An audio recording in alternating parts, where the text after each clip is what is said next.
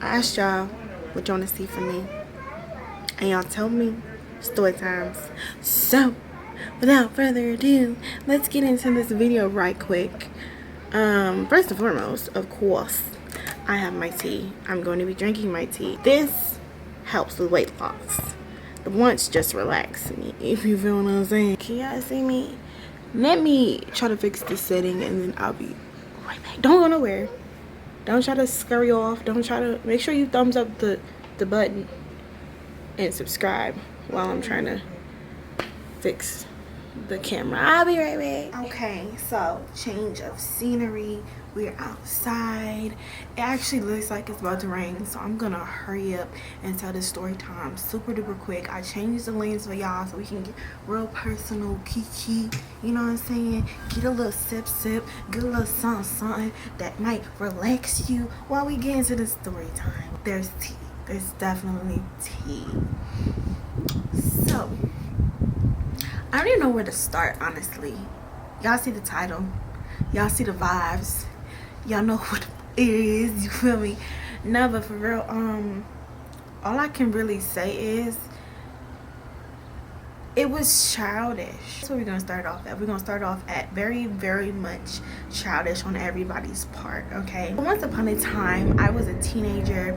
I was rambunctious. I was rebellious. I just did a lot, okay? I did what I wanted to do. I was constantly grounded, so I felt like there wasn't any reason for me to be a good girl because I'm always grounded. I never have things. I'm always getting them taken away from me. I never can go outside. I never can do this. I never can do that. So I was just on a whole woe is me type trip, and I just wasn't really caring, you know, how my parents really dealt with certain situations. Now that I'm older, I kind of get it and I kind of understand. Ooh, it's sprinkling a little bit. Let me hurry up because this camera is so expensive. Okay, so yeah, it was just very much all of that. So fast forward to me being 15 years old. Well, when I was 14, I met Uriah. I didn't really like him like that. He was a lot of mouth, a lot of talk, a lot of all that, and real young to me because, you know, I'm older. I'm like 13 months older than him. I was really like, you know, on my mature tip at this point. I had just gotten school back. Yes, school back. My sophomore year, I got school taken from me because I used to skip school and I snuck out. I did a lot, okay? So because of that, my mom took my sophomore year of high school away from me. Yes, I was homeschooled the entire year, grounded the entire year, couldn't do nothing the entire year. Now my upbringing was a little bit different. I never really got to go to any parties and really be a real teenager. I didn't go to prom. I only went to like one homecoming.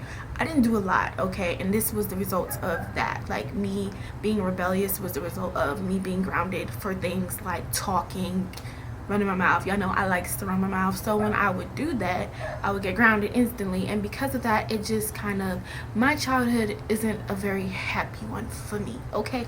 So once I ended up going back to school, I was really, you know, calm. I was not really into, you know, cliques and into other people and all this stuff. Like, I was like, I'm just gonna go to school and chill out because I already, you know what I'm saying, ran up a check my freshman year, did a lot. So I was like, I'm gonna chill out. I'm gonna actually go to school this time, okay? Don't get it twisted though. Her grades was cute. Don't play with me. So when I went back to school, I was chilling. I was cool. I got on the bus. I seen this boy. He got on the bus. He looked at me. I looked at him, and we went about our day. Fast forward to now, he told me that he asked his friend who I was. Like, you see it, don't play with me. So his friend was like, oh, that's, you know, that's Marcia, that ain't nobody, because he knew me from freshman year, my freshman year or whatever. So he like, that ain't nobody, you know what I'm saying, special, ain't nobody knew, that's Marcia. Boy, bite. Everyone in that school wanted a little piece, a little snack, a little type. Okay, but anyway, that was our first kind of encounter. About to turn 15, I feel like, around then, something like that. And he had to be 14, so he was a sophomore. It was 2007, 2008 range. So I didn't really see him as much at that time. Like, I seen him, I was like, he's cute, you know, blah blah blah, blah blah blah, whatever. And I liked him a little, you know what I'm saying, a little beige, a little light skin anyway. So I looked over like, okay, I see what he was working with. He had these braids. His sister never wanted to do his braids, so his braids was like not fresh. I needed it to be fresh to death, and he was gonna try to talk to me. Okay, trying to spit some game. I'm gonna need you to get it together, okay? I need a hairdresser on deck all the time, always. I need edges laid, okay? We ain't know nothing about edges for real back then, but you know what I'm saying. I need it all to be together and crispy, a crisp, fresh cut. And that's not what he was working with all the time. So it was like, I kind of like side-eyed him. I didn't really take him seriously. I just kind of, especially because he was in the younger grade than me, and I just wasn't really with it, you feel what I'm saying? I was very much junior, and he was very much sophomore at the time, and I was like, I'm not, you know what I'm saying, downgrade to that. So we used to get into it all the time on the bus. He don't remember this. He used to say stuff, slick stuff. He would just get on the bus early in the morning loud and stuff, and I'm like, can you shut up? So we would go back and forth sometimes. He said, oh no, that never happened. No, that definitely did happen. We would go back and forth. So when all that happened, he ended up cutting his hair. I was like, ooh, okay, looking like B5 member at this point. Never had a heartbreak. No, me, no way. I was like, yes, because that was my just right. That was my bands, okay? B5 and B2K, that was it. Real Lil Fizz. I was like, okay. Now I'm attracted at this point. He cut his hair. He had curls.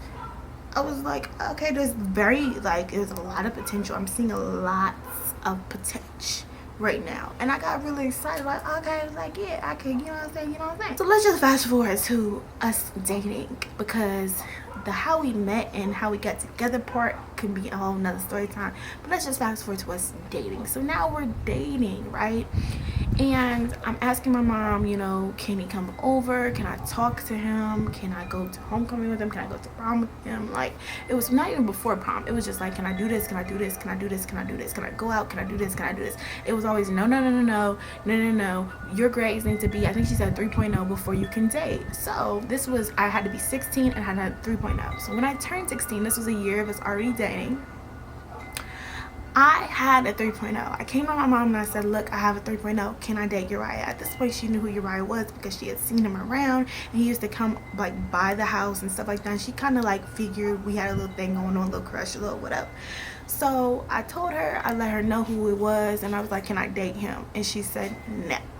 And I'm like, what? She just said no. There wasn't never no reason. There wasn't never any type of like, oh, you did this wrong, or you did this. I did everything she asked me to do, and she told me no.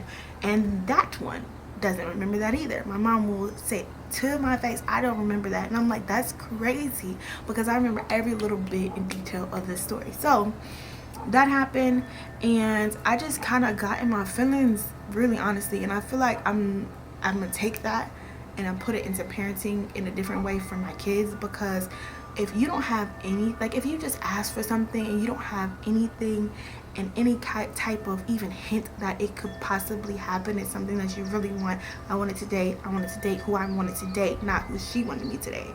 So if that happens and your parents just shut you down, you eventually start to just not care, right? So that's where I was at that point. I just was like, I don't care. I started to let him come over. Whenever my mom would leave, she would leave all the time. So whenever she would leave, I let him come over. Or when I would get home and she wasn't there, I would get home at school, maybe stay home by myself for like an hour or two, and she wasn't there. So I would have him come over. He would walk me home from school, stuff like that. And eventually he got caught.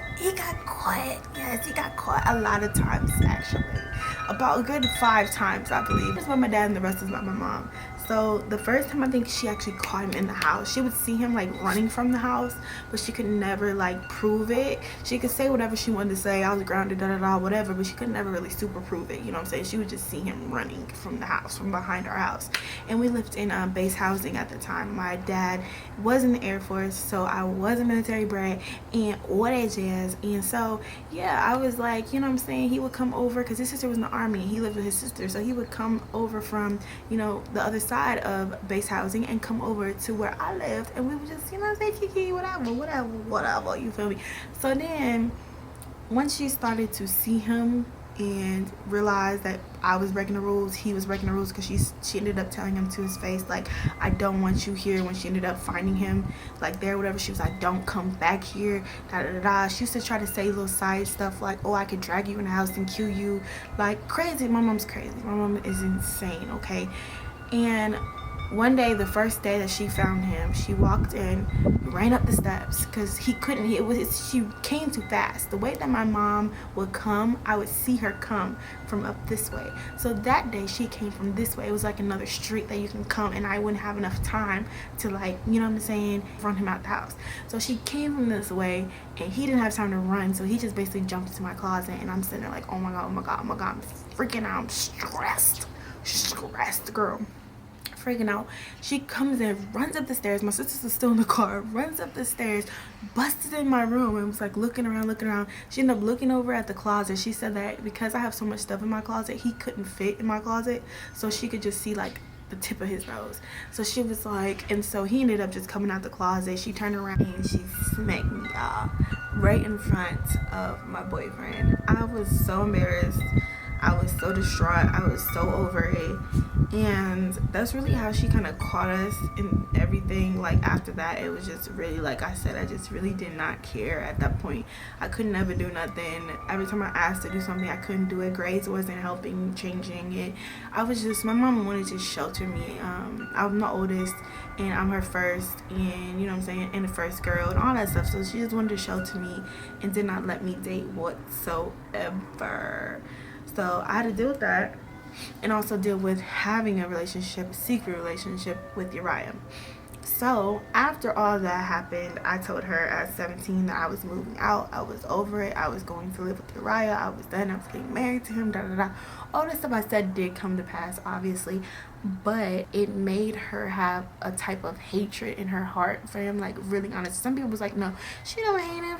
No, like, my mom really very much so dislikes him because of what we did when we were 15, 16. And ever since then, we didn't talk. After I left when I was 17, we didn't talk for a good, like, 3 years. Up until I had Mimi, really. That's when our relationship started to kindle a little bit better. She just didn't agree with my choices. She didn't agree with me marrying Uriah. She didn't agree with me marrying Young. She didn't agree with any of that stuff. So she was just making everything super hard when I lived with her, and also after. She just tried to kind of shun me, and I feel like she thought I was going to fall on my butt. And because I didn't fall on my butt, because I had Uriah, his sister, she helped tremendously, like, literally took care of us for like a year. And if not for her, I probably would have failed, and I probably would have ended up back in my parents' house. But I did not want to go back. Like, honestly, I wanted to make my own decisions, and I don't really regret much in life. I kind of wish that I didn't get married super soon, like really fast, super duper young. But outside of that, I don't regret my decisions, because all I wanted to do was live my life. She wouldn't let me pick my college. She wanted me to go to the college that she wanted me to go to. It was just a lot of controlling and dictating of my life that I'm a Gemini, and I'm just a free bird, and I just want to fly and soar. And my mom's a Sagittarius, and she's very much and she wasn't about to let that happen, okay? Or at least under her watch. So as a grown adult, or almost a grown adult, I decided to take things into my own hands and leave. I ended up packing like a whole bunch of stuff, and like over the course of some months, I used to just leave it in the backyard, and Uriah would come and walk over, get it, and take it to his house. So he was just like accumulating things and like keeping things at his house for me. And then the last bit of my stuff, when I actually told her I was moving and like leaving, she brought up to my high school, and like I literally started bawling, crying in front of everyone, because she just brought my stuff in a trash bag and just gave it to me. She thought she was doing tough love at that time. She really honestly thought I was gonna come back. Like, I promise you, my mom really thought that. And eventually, after some months after I graduated, that's a whole nother story. My graduation is a whole nother story. But after I graduated and all of that stuff, she would call, because they were about to move to Maryland. So she would call and be like, are you sure? Are you sure? She would cry on the phone, beg me to come back home. All of that stuff. We would cry. I would cry. Like, it was just a lot. Yeah, and ever since then, any and everything that he does isn't good enough for her. Y'all know his history and what we've been through. That was a big red flag for her. She just was just like, no. Everything and every little bit of everything is just very much leave him in the dust, move on, all of that. Okay, I try sometimes to be compassionate, I guess, when it comes to my marriage, but it's very much like it's just a low tolerance. I feel like with him, like it's a low tolerance, and it's just based upon the relationship that was built to this day. All right, I'll come in a minute. So yeah, that's the story of why my mom hates my husband, and she will forever feel the same way. My mom's very stubborn. Anybody that she's ever had any type of ill feelings towards, she's kept that same energy forever. Like, that's just her, and it's probably never gonna change. Maybe when she gets super duper old, even then I don't see it as that. I see my mom as getting super duper old and just being a bitter old lady. I'm so serious. She's gonna hold a grudge to her grave. So yeah, if y'all want any more story times, like different times in my life, please comment them below and I will do them. This one I actually put on my community tab and y'all voted. This had the most votes. Y'all wanted me to say why that relationship is so messed up, and that's really honestly where it started. After that, like I said, it was just, you know what I'm saying, continuous things that kind of built on top of that, but that's where it started. Since then, it's just been downhill. But I love you guys. Thank you for watching. Thumbs this video up, comment below, and I will talk to y'all in another video.